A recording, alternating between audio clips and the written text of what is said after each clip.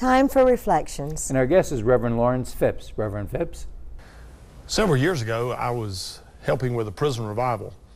The gentleman who came to speak was a man known as Nick the Greek Paravolos. Nick the Greek had been a prisoner in upstate New York, and he wrote the book, Too Mean to Die.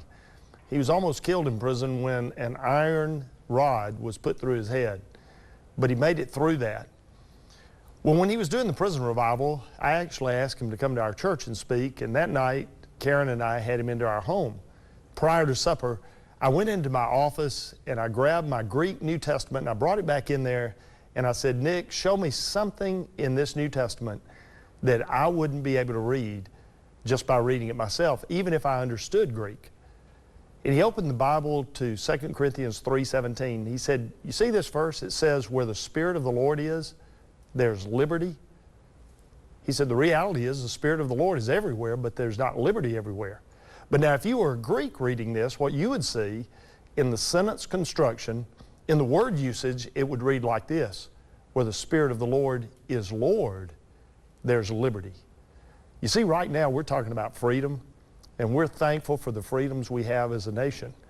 But what we need to understand is real independence comes when we allow the Spirit of the Lord to be Lord.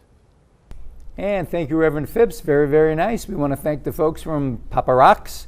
Always some great tasting food out there. And the ladies from Victoria's, they've been super to jump in and do the fashion segments They for really have, and I love everything that I've bought from them. I really love it. I'm glad we have somebody who can take the place of the things that Focus on Fashion used to have, because there were so many people who loved them. So we have something for you. And we want to thank Gene Wright, always something great out there. We want to thank you for 21 years of faithful watching. In fact, if you're there at the beginning, call me up. I want to say something special about you on the show.